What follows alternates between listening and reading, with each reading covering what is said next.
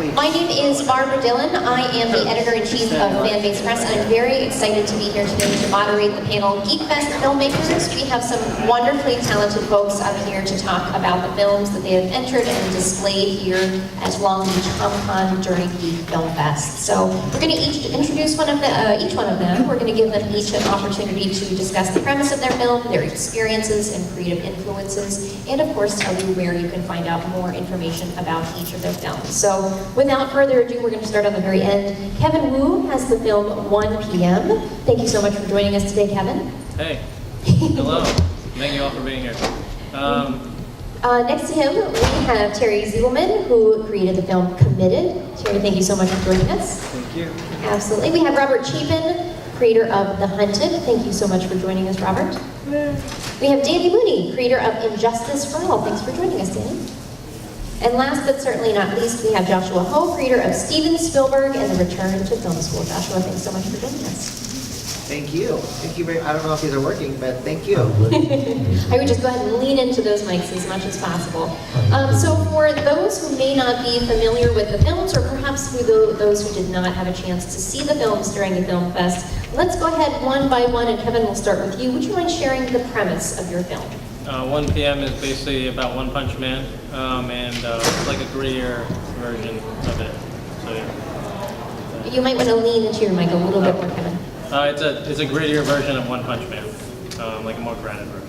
I don't think those mics are on. Only the middle one's on. Committed is a short film about the Joker and Harley Quinn in couples therapy. Robert?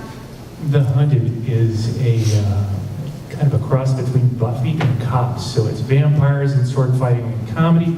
It's a web series that's been going on for about 15 years, one of the longest running web series online. Cool. Danny, what about you?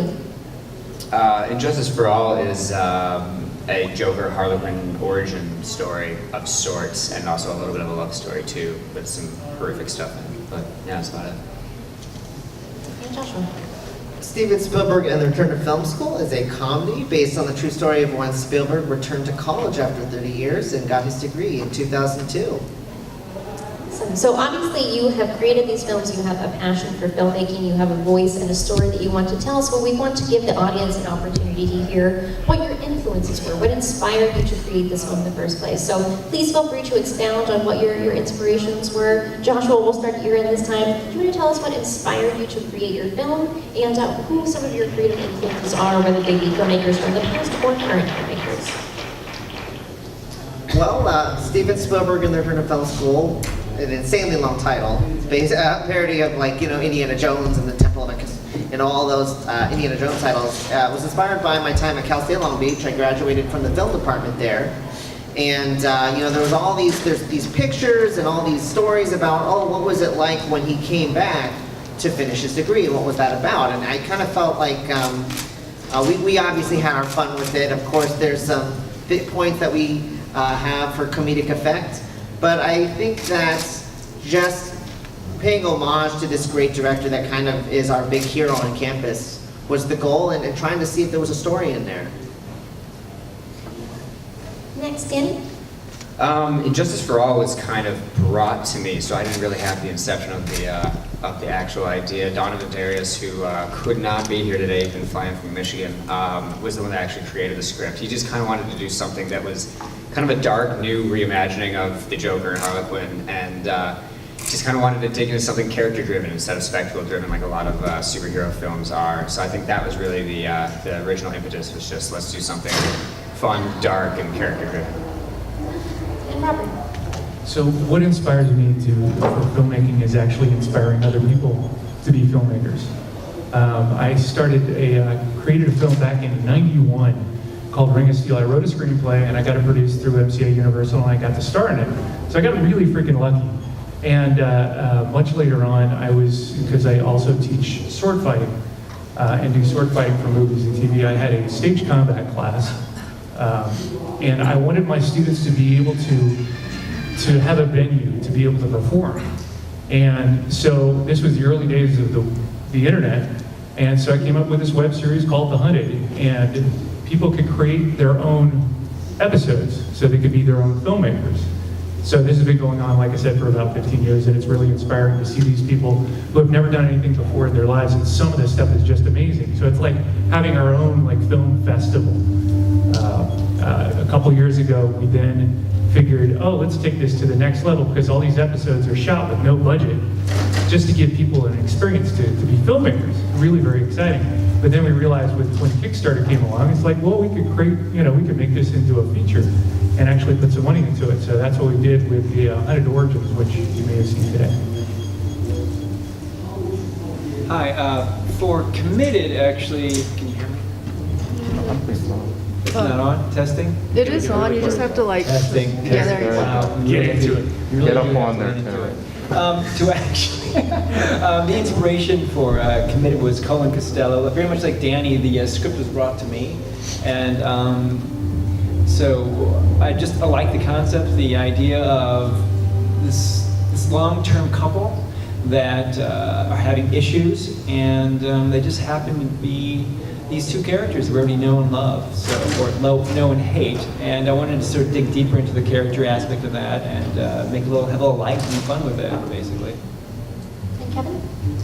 I really just wanted to make a massive fight scene, and pretty much, and I needed a story for it. So One Punch Man has always been an influence, and something that I thought would be interesting to do in a fight scene, because you have a very super strong character, and that's sort of how it came about. A lot of times with filmmakers, especially with independent filmmakers, they take on quite a few roles within the creative process. So would you mind sharing the roles that you took on, whether it be screenwriter, director, producer, Yes. catering service master? Yes. How many different tasks did you take on, and how do you feel that balancing those tasks affected or improved your creative experience? All of them. All of them, yes. All of them. Yeah, I don't know where we're going to start here, but yeah, that's a great question too, and yeah, because it speaks to everyone here that you have to wear every hat. And for the hats I wasn't wearing, my wife took them on. Jess is out. God, it's actually wearing one of our shirts too. But yeah, you pretty much have to be, if you're dealing with a limited budget, you're the director, you're sometimes the actor, you're writing scripts, you're doing post-production, you're doing editing. For me, I was doing effects. Sound, and it was a great exercise for me. This show, this inception of it was a great opportunity for me to try my hand at everything. Anyone else feel free to jump in. Sure. I don't know if any of you have ever heard of Rebel Without a Crew with Robert Rodriguez. He actually has a contest out right now. If any of you are interested, he's giving 5 filmmakers $7,000 to make a feature in 14 days. See, what really needs to make that work, though, if you read Rebel Without a Crew, Robert Rodriguez sold his body to science to make $7,000. So I think that should be part of the he's show. going to give you $7,000. and you No, have but I to give think your that should blood. be part of it. He actually had to give like a piece of his skin for this science experiment that he was part of to make his first film. So I think that should be part of it.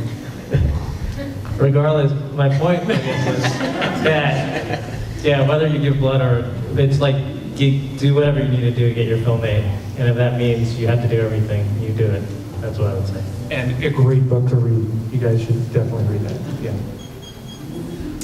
For me, I actually was originally approached with a project to act in it, and they asked if I wanted to play Jimmy Olsen, and I read the script and I really thought it was cool, and I said yes to it. And then there was kind of changing of the guard about 6 days before shooting, and my regular job is directing, and so they asked if I'd like to direct as well. And so 6 days before, I kind of had to jump in there. I stripped out a lot of the crew, brought in my own crew, and so then I was acting and directing. Then kind of by nature, I was then producing. And then with 6 days heads up, none of my cinematographers were available, so I ended up being the cinematographer with my gaffer and my operator. We kind of tag teamed it all and brought it all together. But yeah, there was one particular scene where I was directing, producing, DPing, and acting, which was a little crazy. But Now, would you do that again?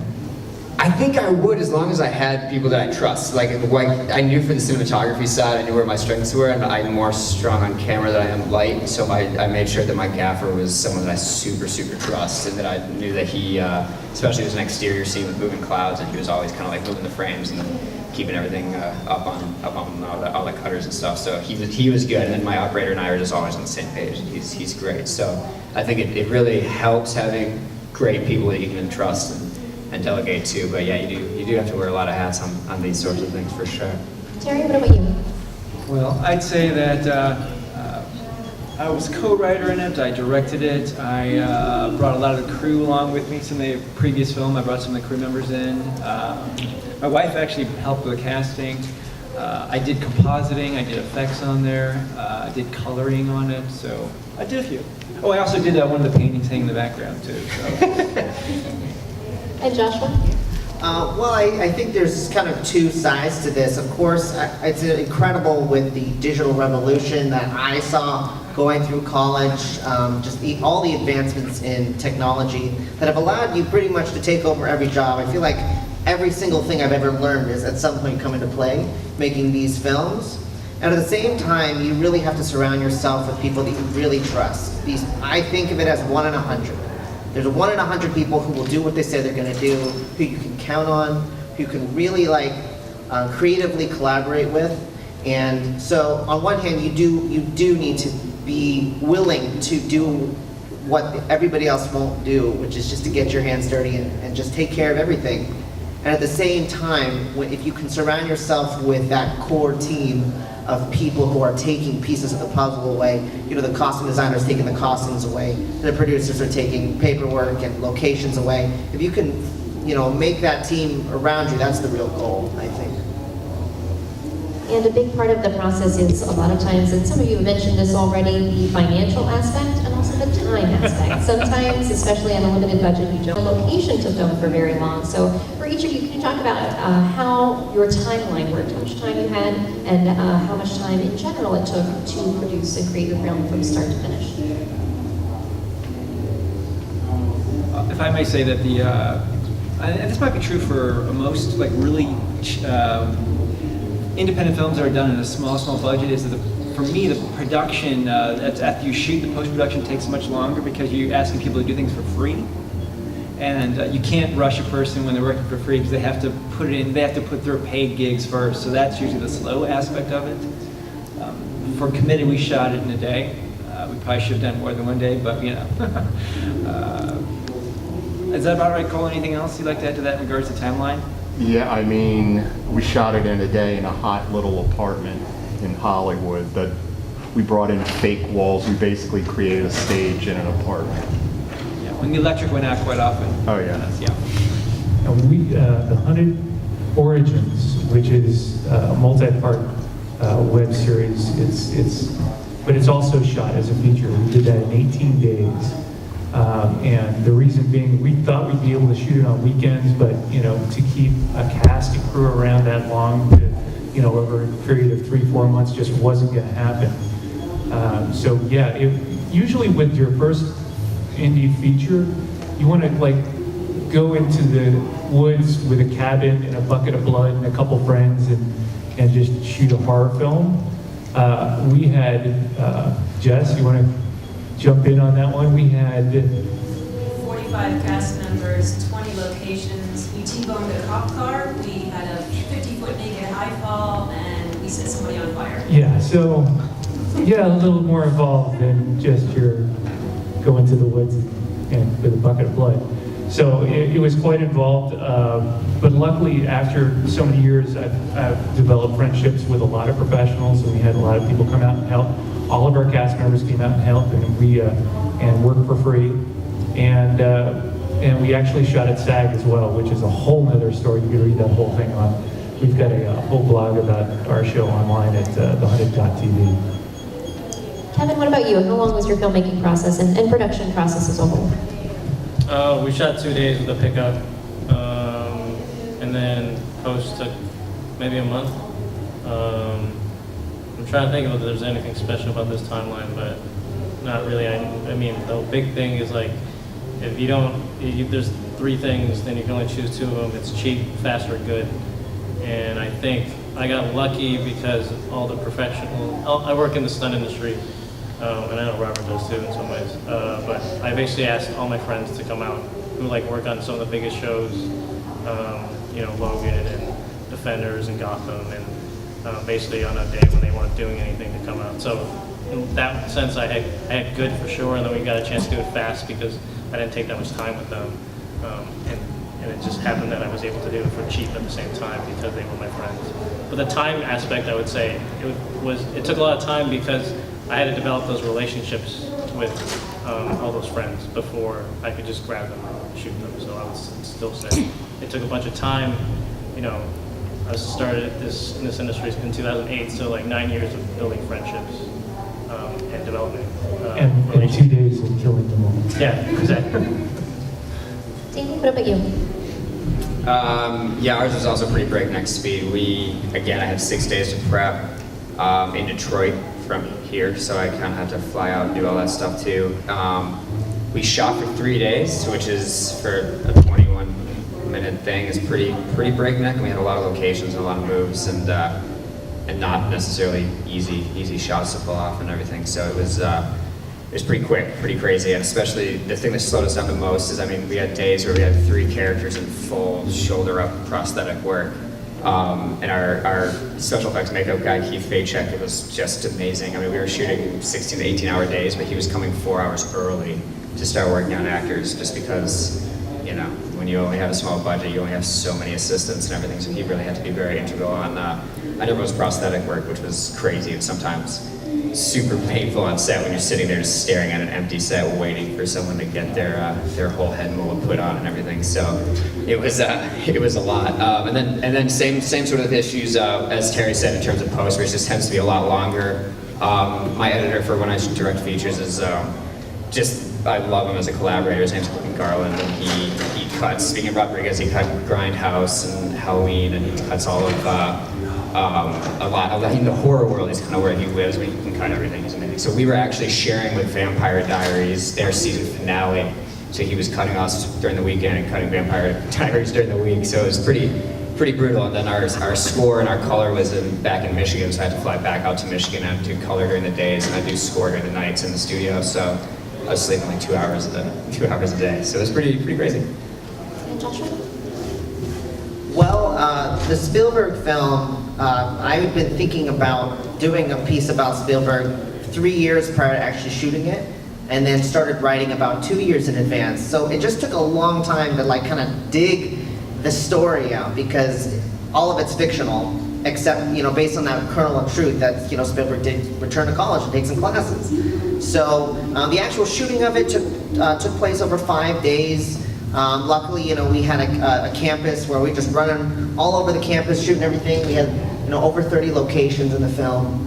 And then post-production took a couple more months. And I think the thing that I learned from seeing so many, other students at the time and still currently is, you really have to have that deadline. You have to set those deadlines because it will never get done if you don't. And I think that's the most important thing is not just being fixated on any one thing, because you can only learn if you actually get in front of audiences. And so, yeah, thanks for checking them out. Really, that's the end goal. If you can't get it in front of the screen, you probably shouldn't be wasting everybody's time. As these creators know, since they do so many different roles behind the scenes, all of the individuals on the crew side put in tons of hours, hard work, blood, sweat, and tears to make the production possible. But of course, another vital aspect of the filmmaking process is the cast. So what can you tell us about those individuals in front of the camera? What was your casting process like, especially for independent filmmakers? I cast myself. I cast myself too. It's easy to get yourself on set sometimes. Well, like I said, my wife was the casting director for us, so she donated her time, and we did online, searching for online people. We did I think we did casting at a place called Cast.com, and just had some wonderful people show up. The Joker, Aaron, we saw him, and we just loved him. The Harley Quinn, Brandy, she was actually a part of the project before Abby came on board, so it made things pretty easy. Yeah, we got really lucky because we've developed, like you said, so many friendships, especially with the stunt community. Got Monique Anderson came out, and she is, like doubles everyone right now. She doubled Rebecca Romaine, and X-Men. But she also, and she was in Smallville. She's but on Avengers right now. She's on Avengers right now, yeah. And what you don't know is that she's an amazing actress, and she started as an actress. She wanted to be an actress, and then she got kind of sidelined off to doing stunt roles.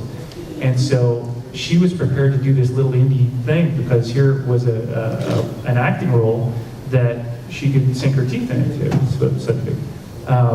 And so you can find actors like that who have, like a couple extra days, like you said, or in between doing major shows, or someone who really likes the script. So you've got, my wife says momentum is the most important commodity in Hollywood. And like you were saying, is just have a deadline, just go out and do it. That's what it comes down to. For us, Chris Newman, who played the Joker, and Erica Huffman, who played Harley, were actually both producers, so they were on board long before I was on board. Julia Voth and Jamie Bernadette were both offers that we just loved their work. Donovan, the producer, who also played Lex Luthor, who also wrote the script, had done a movie with Jamie Bernadette, so he knew her, so he could just talk to her directly. And Julia Voth, we just loved her work and offered that. I was an offer before I was the director, and then Claire Richards, who's here in the audience, she hopped in super last second with the schedule shift. Suddenly, the actress who played Sarah Essen couldn't do it anymore, so she literally jumped on a red eye from Los Angeles to Detroit, and landed and slept for like 2 hours, and then came to set for an overnight shoot, and wrapped about 9 a.m. the next day. So that was pretty brutal. Claire pulled it off with getting her tongue ripped out, which was gross. Yeah, that was pretty crazy. For our casting, we would go up to LA to do multiple sessions. We hold auditions, and it was really fun. We had different ages. We had to get a couple of lookalikes in there. But the crux of the film, of course, was could we find somebody who could play Steven Spielberg? That was the whole. I knew there's no way this film's happening without a great Steven Spielberg. And actually, he's right there, Robert W. Lauer. He's in the back there. So hope you go and say hello to him, because he really, honestly, that film would not be. It just wouldn't have been made without him. And the other thing with casting too is you really just look for the people that you want to work with who are nice, who aren't gonna have an ego or something like that. And that's absolutely critical, because that relationship with the talent and the performers and the director and the crew, for that matter, just keeping that momentum going on set is pivotal. Keeping the morale high. I'm sorry. Yeah, I was going to say the hardest lesson for me to learn on this was asking my actors to work for free. How many of you guys had your actors work for free? Yeah, I mean, you call it friends. Very low. It was very low. but you kind of have to. Yeah, you kind of have to. And I had a real problem with that. And a producer friend of mine said, give them the opportunity to be a part of your show. Ask, and they will do it, or they won't. That's what it comes down to. Once you have your cast in place, especially for independent filmmakers, as we were talking about earlier, these guys juggle a lot of roles while the production process is going on. So for you as directors, what was the challenging aspect of actively directing your actors while the production was going on, while balancing your I guess for me, the thing for me is always, the movie's always made in pre-production. I think that's just something that you should always kind of keep in your back pocket as words to live by. So this one was a little trickier because I only had 6 days to prep. But I would basically, at the end of every night in my hotel room, I would get the next day set shot list wise and shoot it to the production office, so that way by the time we got to set, everyone had a shot list and everything, and that way me and my camera crew could always be on the same page. And then that way, a lot of the onus of me kind of digging into the camera is off, so that way I can just really focus on actors, because at the end of the day, I think you know, I'm interested in characters, and I feel like that's what an audience member is going to identify with, not with a cool camera shot. So I think like get all that stuff out of the way, get your crew on the same page, and then you can just focus on the human beings in front of the camera. I think going along with that, the more you prep, the less you have to direct. Does that make sense? And if you have actors who are already sort of ready to go when you're there, they've already prepped themselves, you really don't have to do much. And if you feel like you have to sort of also like let them be artists and let your crew be artists and a lot of times, if you've found people you trusted, they'll give you, you know, more than what you thought was there, and they'll probably give you a lot of ideas of it, even better than your own. I'd say that definitely pre-production. We did do rehearsals beforehand. In terms of difficulties on set, I already mentioned a lot of times we call action and then the lights would go out. So it'd be good to know whether or not the place you're going to shoot has the electric. We had no electricity, so it was very hot. All the makeup kept on running off the faces in that environment. But those things you really can't do. It's hard to prepare for everything, though, in that regards. That is true. Like I said, I have a whole lot, because we had an 18-day shoot, these guys. How long did Indiana Jones? 5 days. 5 day shoot, okay. So we had 18 days, one of the things I didn't prepare for. And you're absolutely right, through pre-production, getting the right people in is fantastic, because you get an actor who knows what they're talking about, knows what they're doing, you don't have to do anything. It's fantastic. But with an 18-day shoot, and I had all the hats to wear, I was going off of less and less and less sleep. So by the end of the show, where I had to do fight scenes, and I had like a 2-minute monologue that I had written for myself, God damn it. It's just like, just praying that I memorized it well enough to be able to recite it and go through it. Yeah, all the rest of the actors, fantastic. The situations, obviously, we had some nightmare situations. We had our RV blew up at some point in time that we're using for a honey wagon. We had, what else? Anonymous decided to hack GoDaddy on one of our first days of shooting, which is how we sent out all our call sheets. So we were unable to send out call sheets, and it's just like one thing after. You just have to. It's like a battle. Jessica compares it to like planning a wedding. But planning a wedding for every single day. And if you're doing it for 18 days, it's just nuts. And you have to roll with it, whatever comes. And we had pretty much everything hit us. Well, I definitely agree wholeheartedly with pre-production. You really want to plan every aspect out in as much detail as you can. Work with each individual, so that way, there's really supposed to be this hierarchy on set. And the Spielberg film is already 4 years old here, actually, and so I've had a chance to do a couple other projects since then. And as we've grown with our team, and as artists, is you really have to have the hierarchy. Like for example, you plan out those shot lists, so that way when you're on set, you're not even touching the camera. We've already had that discussion. It's pretty much just okay. Let the camera team do their job, and if there have to be adjustments, that discussion we had. Because really, for me, the performance, the credibility of the performances is paramount. The second that the performances lose believability, it's gone. It doesn't matter how beautiful it is. It doesn't matter how well you dress the set. It doesn't matter.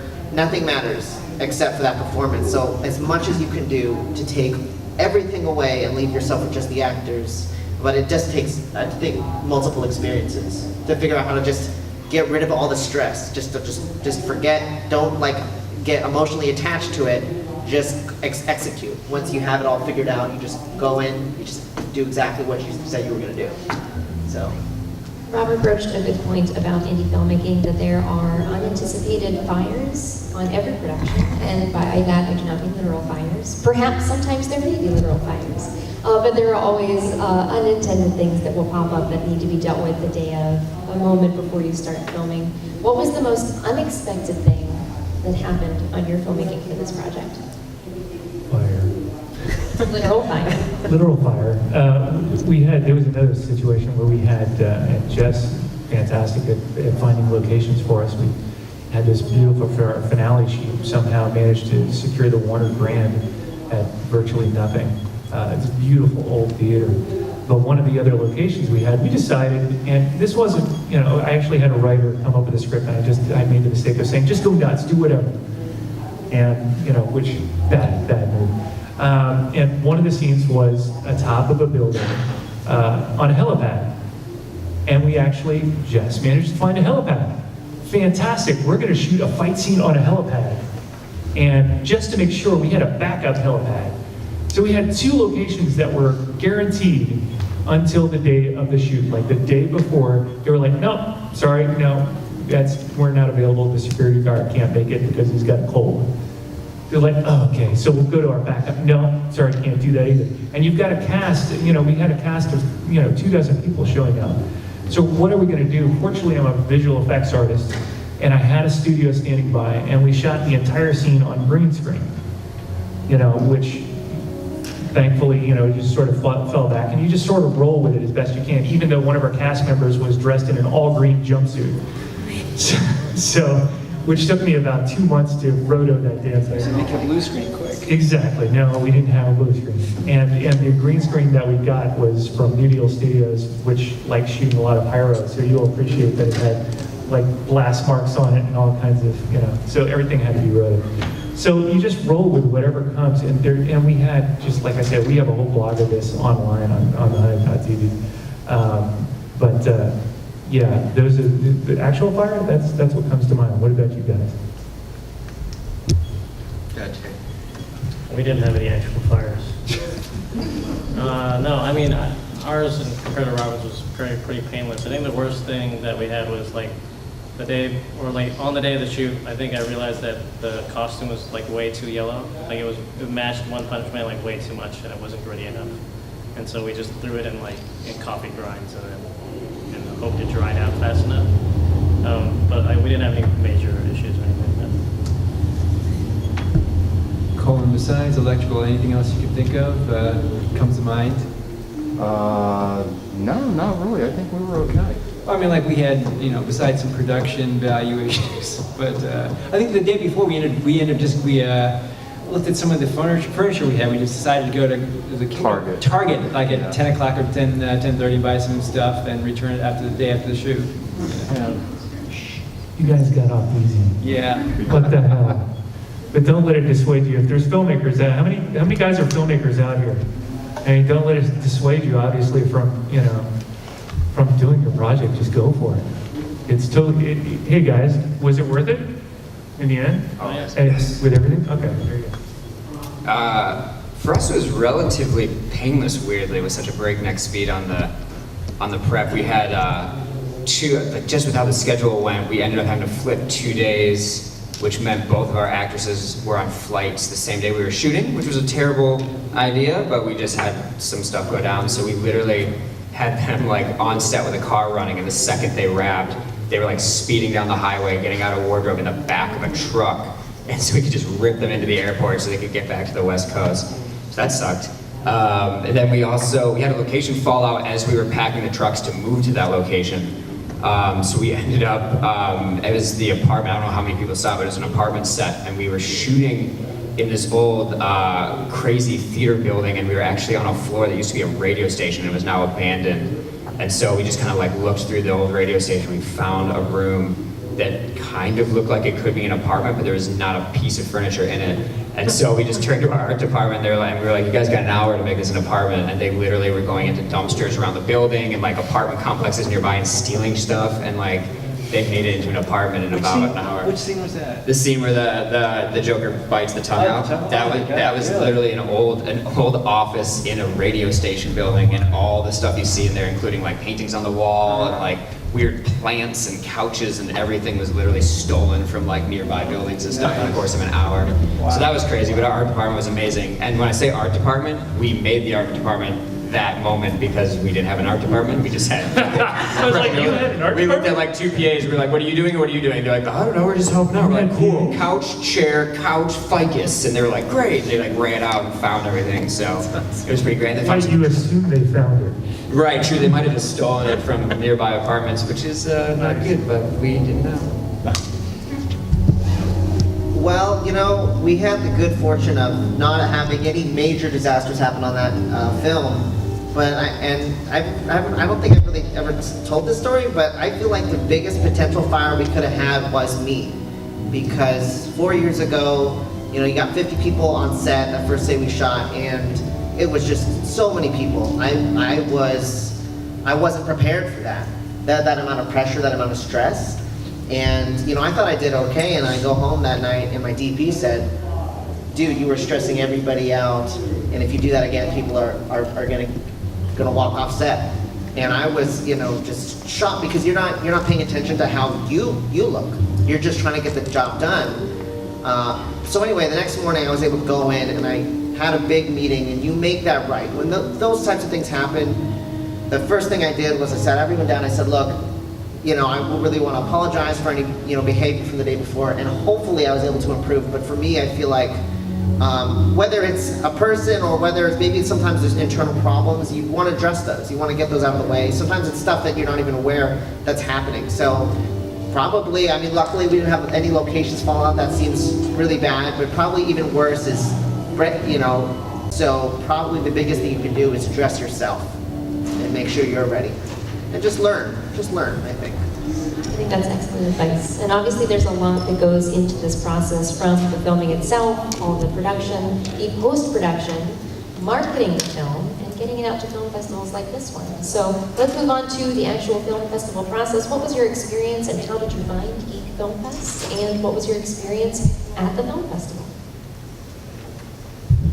I mean, I know that because of One Punch Man, it was not going to be a film that was going to go to a bunch of like short film festivals. It was because it was not a genre that, or it's already an intellectual property, right? So it's not like an original, completely original thing where you can try to sell it as a feature or something like that. So I knew it was going to. Basically, I looked up fan films on festivals, sent it to like, you know, a bunch of the Comic-Con, sent it to like Fan Film Festival and things like that.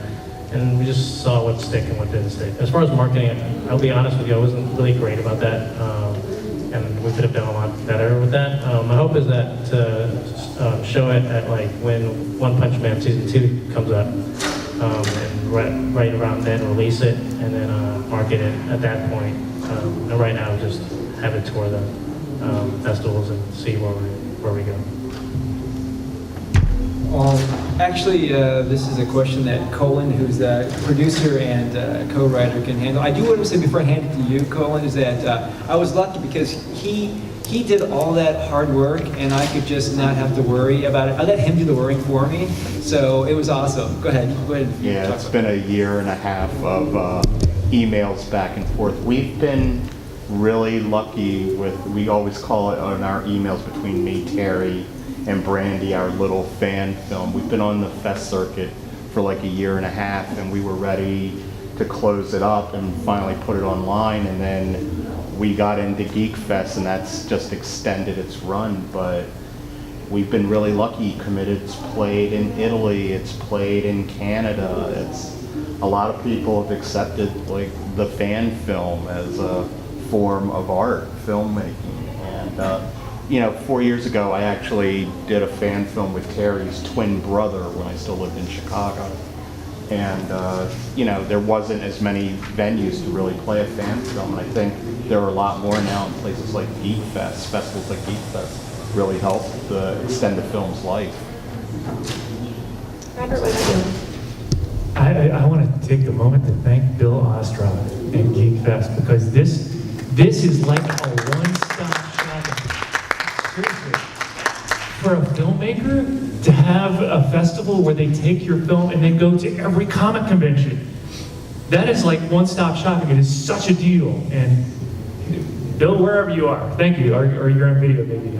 Thank you for actually. So if you get yourself into Geekfest, what a great idea and what a great deal. As far as marketing, the way we marketed ourselves in The Hunted is actually not just by word of mouth, but it's an open source show. So like I said, it's a web series that's been going on for like 15 years now. And people create their own. I actually have cards. So if you guys are interested in shooting an episode of The Hunted, being part of the web series, that's how it actually spreads. People make their own episodes, they tell people, and then it just sort of kind of spreads from there. And we have a contest every year, $1,000 for best episode. It's just a 5 to 10 minute episode, vampire sword fighting, tongue-in-cheek comedy. There you go. Go out and make a film. All right? But in terms of marketing, yeah, really freaking hard to do when you're holding down a regular job and doing everything else. And there's all these festivals going on. So thank you to Bill for doing all the legwork for us. Yeah, I'll just echo that. Bill has been awesome, and Geekfest has been awesome. Like I honestly, I haven't really been part of the comic world too long since we made this film. Really, it's kind of my first foray into it. So when Donovan, who's the producer of this, kind of been headwaying the film submissions and everything, told me that there was a traveling Comic-Con film fest, I was like, Yeah. that's perfect. Does that exist? That's a real thing? And it's amazing. Like we really get to travel with it and check it out. My experience in general with the festival circuit is I kind of came up through the indie filmmaker scene. So I mean, that's where I lived for years and years and years of my life, is on the festival circuit, on both for shorts and for features.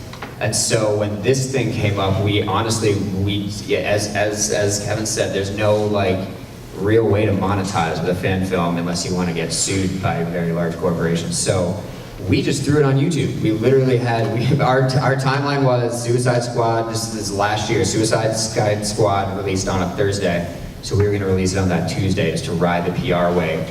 And that's what we did. It kind of worked out for us. But then weirdly, we started kind of getting notoriety from a bunch of, like from Dread Central and a bunch of magazines and stuff like that. And so when we started getting articles and stuff, we then started getting approached by film festivals. And so we were kind of like, I guess we could do this. And so we started submitting it to some places, and this has really been such an amazing thing to run around with Geekfest. But then we have normal film festivals too, like we'll be at the Burbank Film Festival this upcoming week, and a few things towards the end of the year too. And Geekfest keeps going all this year too, so if you guys are either in, I think it's Portland next week, and then Hawaii the week after that, and Stan Lee Comic-Con is coming up later in the year, so there's a bunch of stuff. So keep tabs on all of it and keep coming, and thank you guys for always coming to these things, because seeing your film in front of an audience is the best thing ever. It's amazing.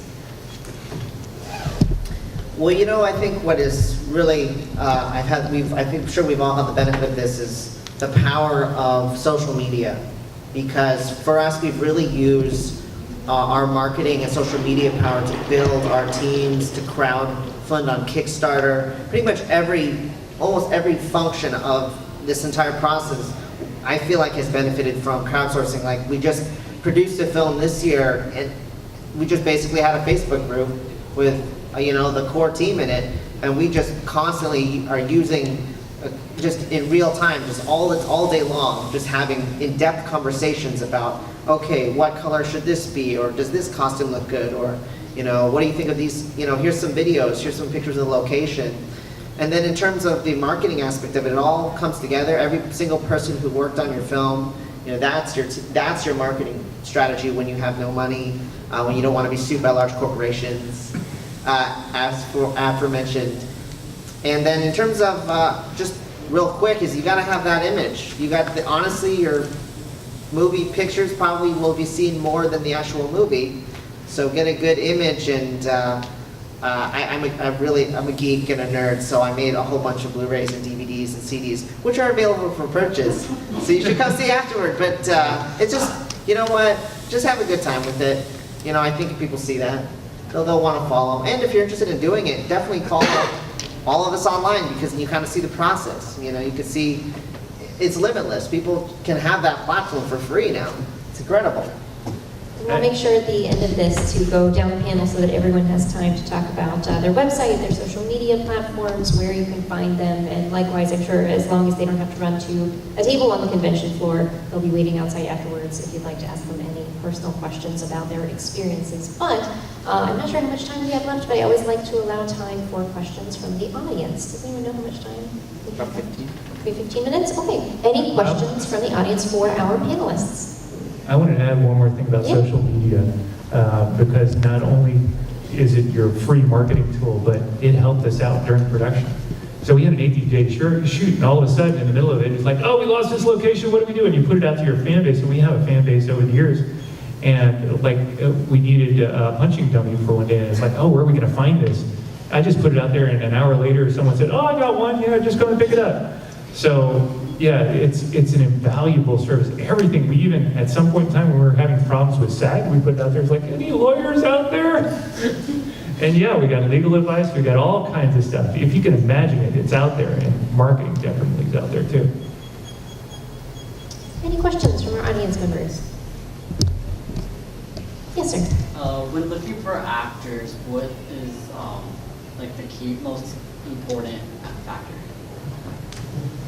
Will they work for free? No. I mean, I think for me, it's like, I think you know when they walk into the room and then within the first 2 lines. I mean, when you see a bunch of people, like, and then that person walks in, I think you just know. I mean, it's always been like that every time I've done casting. So I don't know if it's like that for them, but I feel like that's when you know. I think that's the most important. And you try to get that person, whatever it takes, within reason. Well, I think that depending upon the role, what you're looking for, I mean, like for example, for Joker, we were looking for somebody, and I said this on the sheet beforehand, we're looking for somebody that's not an imitation of the Jokers that came before. You want to bring your own identity to that. And so for us, that was what we're looking for. I mean, in terms of larger picture, a lot of times for auditions, when I'm looking at an actor, a lot of times it's not what they're saying. I'll write a script, but I'll put like actions and parenthetical actions, and if they're actually paying attention to that, that usually impresses me. So I know that sounds weird, but it's true for me. I would say think outside the box in terms of actors, because you never know where they're going to come from. One of our best actors just happened to be a writer, and he just, while in the middle of writing this thing, is like, you gotta be this guy. It's the character of the lore master in our show was this crazy bohemian kind of Venice street guru. And I was like, you're just crazy enough to pull this off, and he stole the show. So keep an eye out for people like that, and people who you just never would think. We lost one of our other main actors on the last week, and I had a buddy of mine, this guy Dave Baker, who lived up in the valley, and I was like, dude, is there any way you could step in? You are this guy, I just don't know if you can act. And it turned out he had been a soap actor for years and years, and he stepped right in, he did an amazing job. So take a look around, and if it's non-traditional casting, which for most independent filmmaking it is, and even for traditional filmmaking, they found that Daniel Radcliffe in a theater, production. He just looked around and was like, hey, he's got a scar just like Harry Potter. Maybe this kid's an actor. So you never know. Just keep your eyes on that next great person. Question for you: Are you kind of an actor, or are you more of a filmmaker looking to cast actors? More of a filmmaker. More of a filmmaker looking to cast actors. I think, to kind of echo what Kevin said, I think a lot of times you kind of know or you don't know as soon as they come in the room, because at the end of the day, especially when you reach a certain echelon of actors, everyone's going to be good. Like, every person that comes in the room is going to be good. You're not going to get anyone that's just dropping the ball. And so at that point, every single person is going to come in and be a solid actor. And so it's kind of about feeling out which person has the vibe and the essence of the character. And like Robert said, whoever brings something that's special, because honestly, like, as an actor, I also act as a livelihood. So there's one thing, and that's when you go into a room and you do a part, if you try to do the part the way you think they want you to do it, you are going to be like 95% of the other actors coming in. But if you can bring what's unique to you to the part, because that's the only unique thing you got is you, then that way you bring something that's different, and that's the outside the box thinking, and something that sticks out. And a lot of times when you're a filmmaker looking at the actors coming in, you're going to notice that. You're going to see, like, same thing. That was interesting. What just happened there? That was so cool. Like, can you do that again and do more of what that is? And just feel it up. And I think sometimes you'll get surprised. And I think the surprises are usually the fun ways to go. And in terms of, as well, like in terms of naminess, I don't know if that's going to be a thing in independent filmmaking, but that's something that's like, is always like, which person has an audience base? What do they say about your film? Like, we're going through a feature right now, and there's literally, like, in the list, you're like, well, if you cast this person, that's going to feel more critical acclaim here. If you cast this person, it's going to feel bigger, but maybe they're not quite as much the role. And so you got to kind of feel out what each cast says about your film outwardly to your fan base. The last feature I directed, one of the producers was the VP of Paramount. He said something to me that was just really smart, and one of those things that I was just like, oh, that's so obvious, but I never really thought about it. And it came down, we had 2 or 3 actors that we loved for this role. And he just said, he's like, listen, when in doubt, cast the best actor. No matter how much you picture that person and how much aesthetically they look like the person in your head, but that third person's just always gonna like bring it and like be a better actor.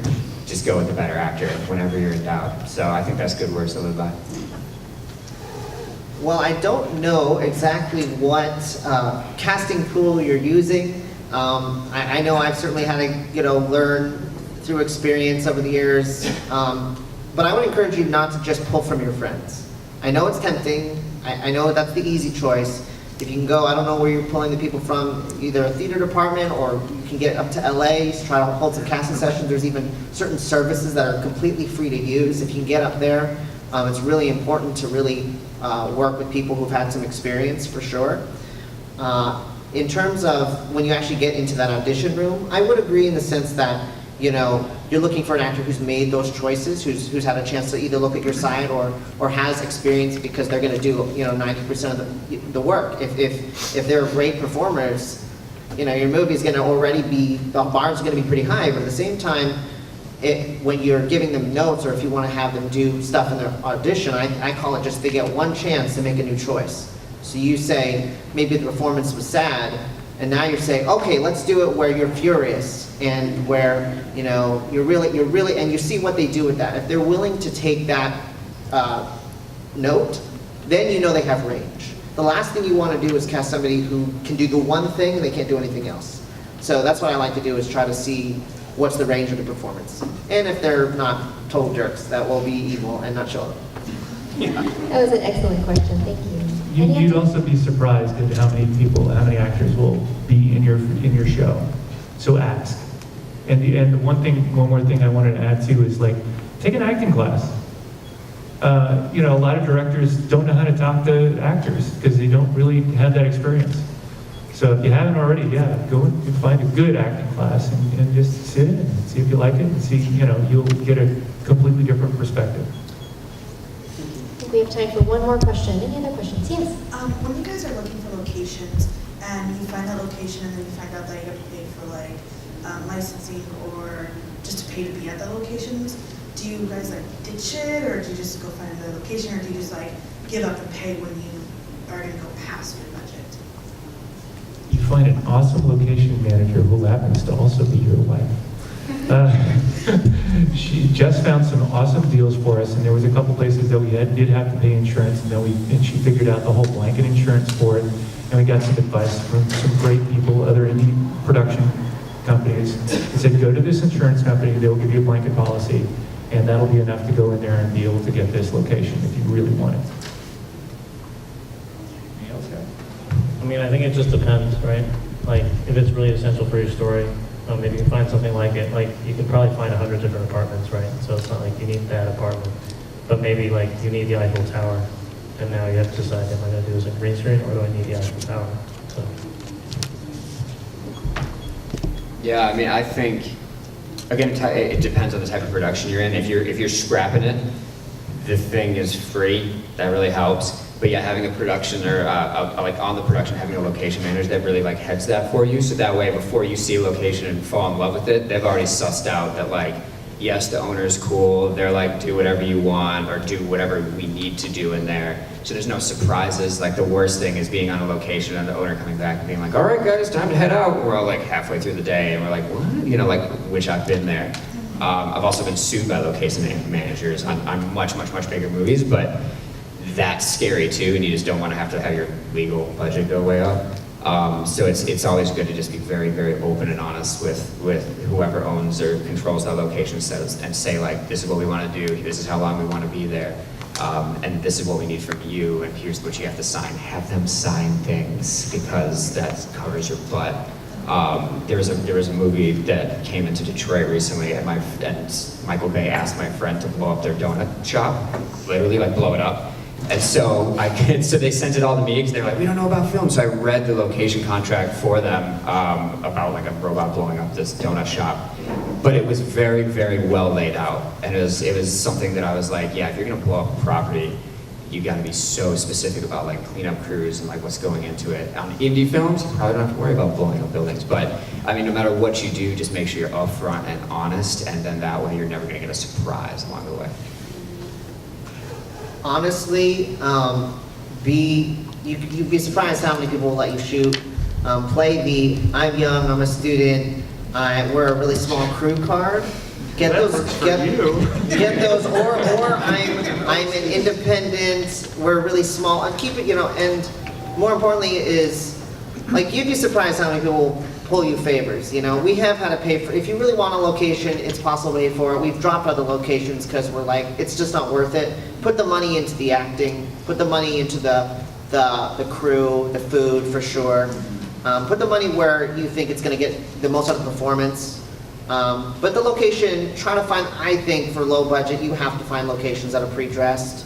You just can't afford to dress whole locations.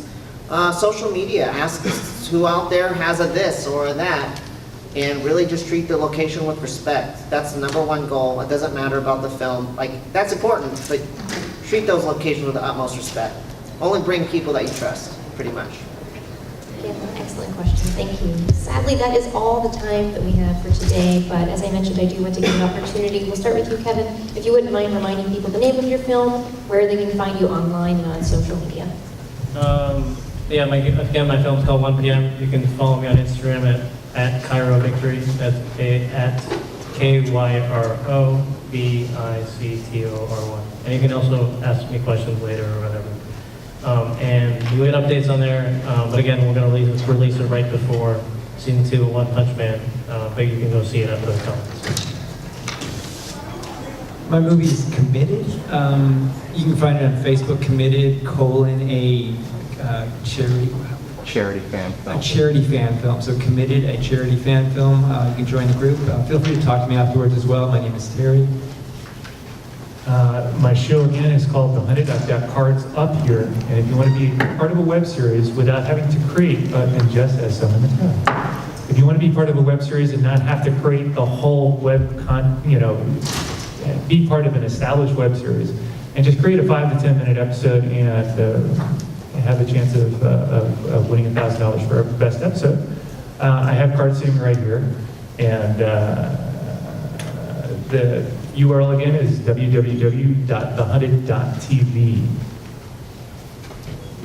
Injustice for All is the name of our short fan film, and it is just on the YouTubes, or at Geekfest right now, or at Burbank Film Festival this week. So you can just kind of find it and check it out on there. If you just type in YouTube Injustice for All, it should work fine. In terms of social media, I'm awful at that, so I'm not very exciting in that department. But our producers, Donovan Darius, Chris Newman, and Erica Hovland all have a company called White Hand Films, as in Saruman White Hand Films. And they have a very, very prominent Twitter following, and they have a lot of fun on there. So if you guys follow them at, I think it's just at whitehandfilms.com, I might be wrong on that, but they're great to follow, and they're going to have more fan films and stuff coming out early next year, so keep tuned.